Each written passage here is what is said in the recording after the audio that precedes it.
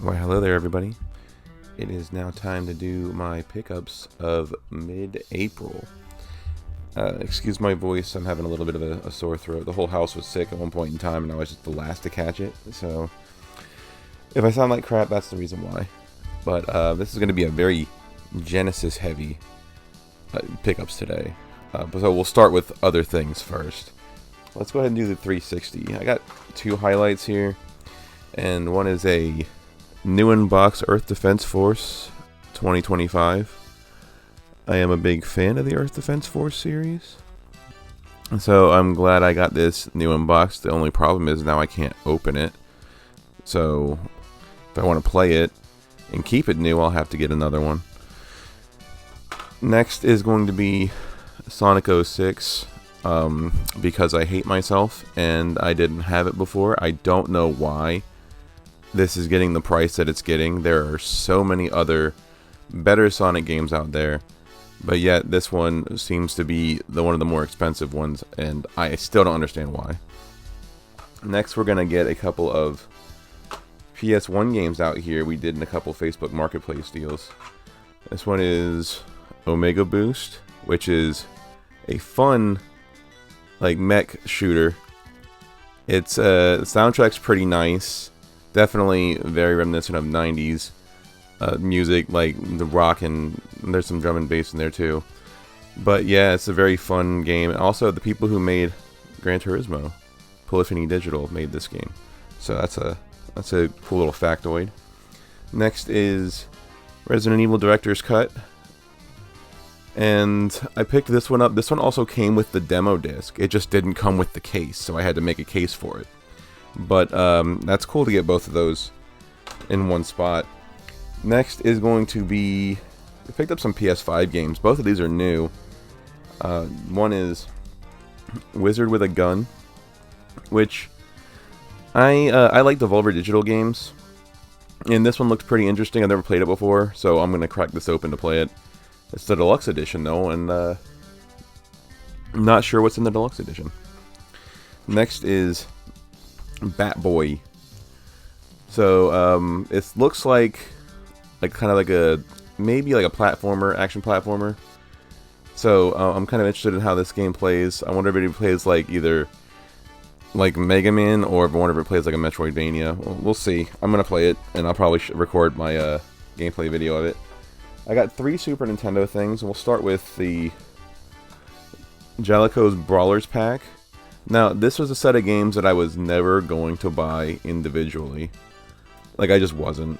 I have limited shelf space, and I'm already having to kind of negotiate with myself on what I'm actually going to keep. So, I'm glad that's a compilation of things, and this doesn't sit on my shelf like the way the other ones do. The ones in the retro bit packaging are in their own kind of separate area. Next is Sky Blazer. Sky Blazer's fun as hell. I've almost beaten this game. The only thing I would say is that the main character sprite likes to stick on walls like an angry cat. So there's that, but it's really fun. Kind of short for what it is, but I wouldn't recommend this game enough. Honestly, it's really fun to play. Next is going to be Supernova.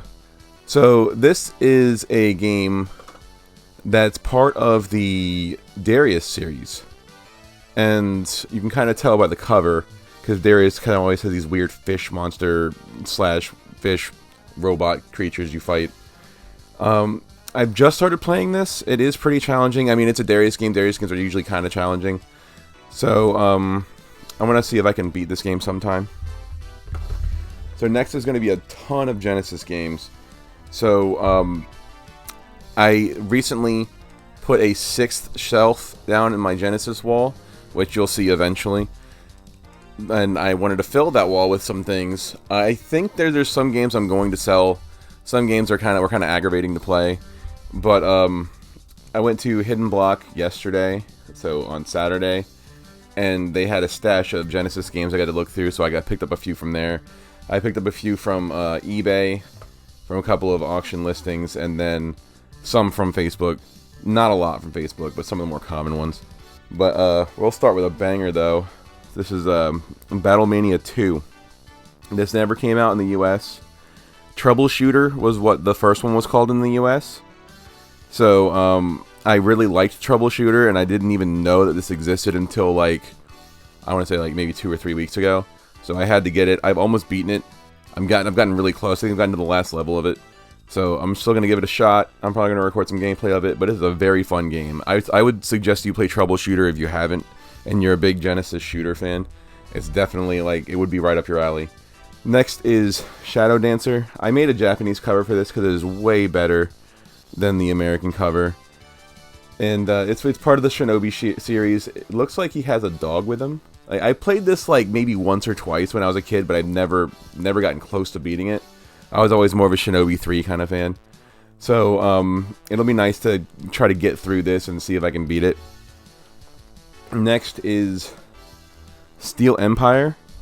And this is a shooter developed by Flying Edge, produced by Acclaim, which is kind of weird seeing an Acclaim shooter, right? Because they're like more like Mortal Kombat and like NBA Jam and stuff like that. So this is, it's not the best shooter in the world. Like if you play like Gaiaris, or if you play Soul Feast or Arrow Flash and you come to this, you will see a definite downgrade, especially due to the sound not all registering and the slowdown. Like you see Glaylancer play the way it does, and you go to this game, you're like, what the hell are they doing with this?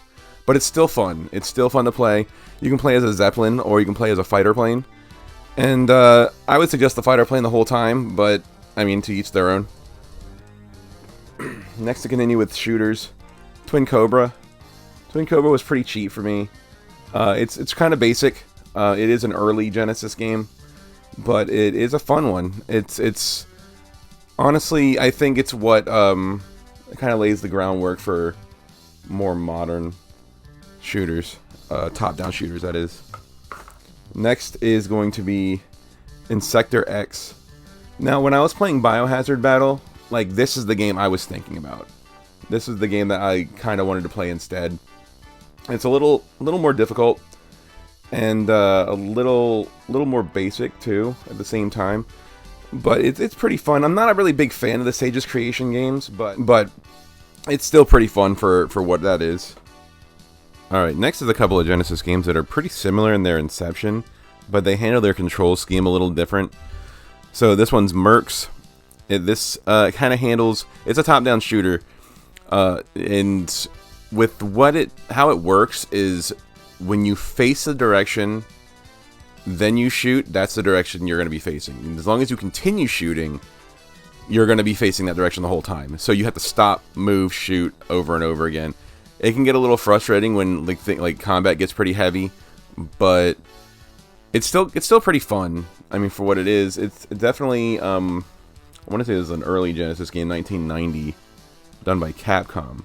So I reprinted this cover because the cover for the European Mega Drive one looked way cooler than what we got. We got some bland cover, but so I had to remake that. Next is going to be Caliber 50. So this is kind of the same game that Mercs is. This takes place in Vietnam, and the way this works, this kind of works like a precursor to all the twin stick shooters out there, right? Except for, since you don't have two directions, you have to use the A and C button to turn.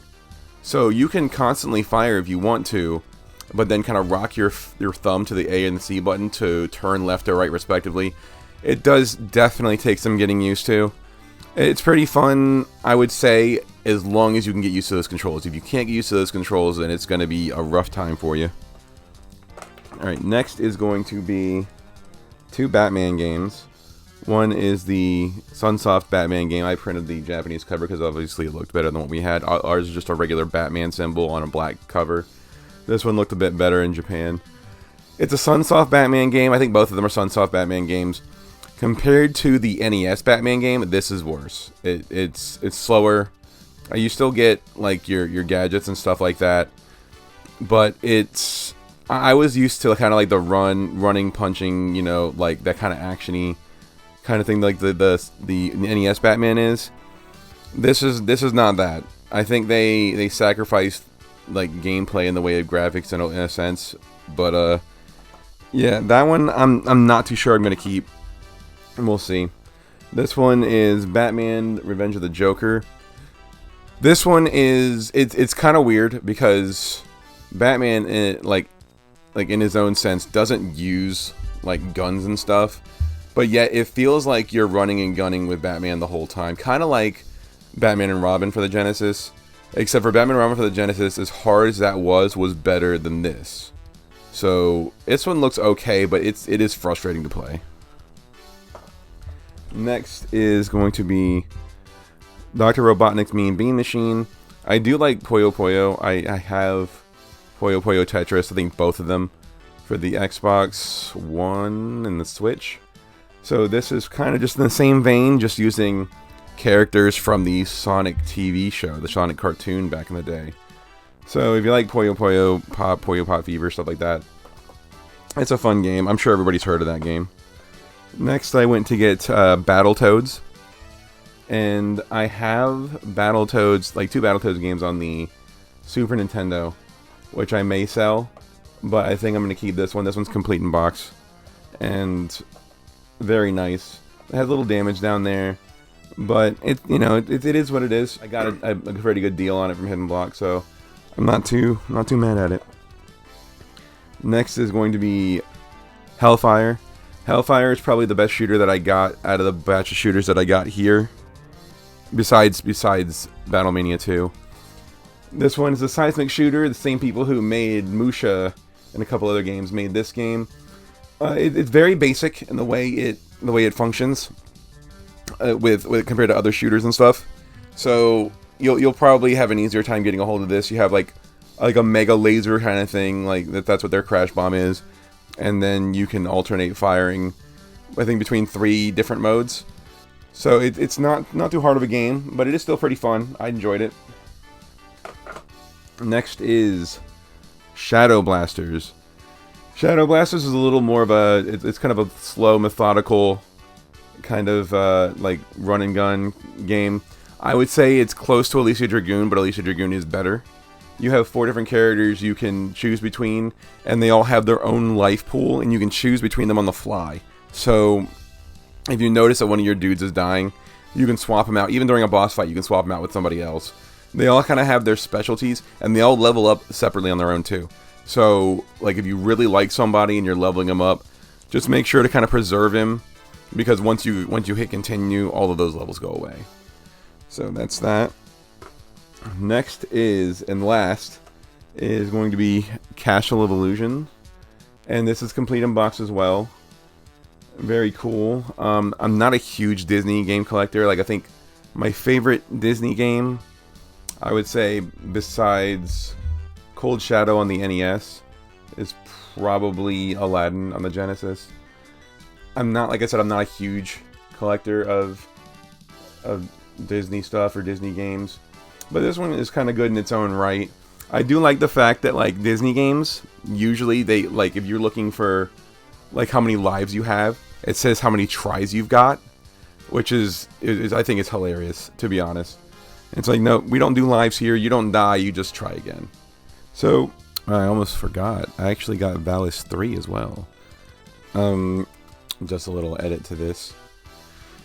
I've been on a pretty big Valis kick since Super Valis 4, so I'm probably going to get the Sid of Valis, and I'm probably going to get the other Valis game for the Genesis as well.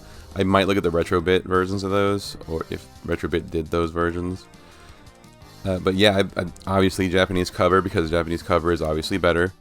Just like most of the Genesis games, to be honest, the Japanese Mega Drive cover is usually better.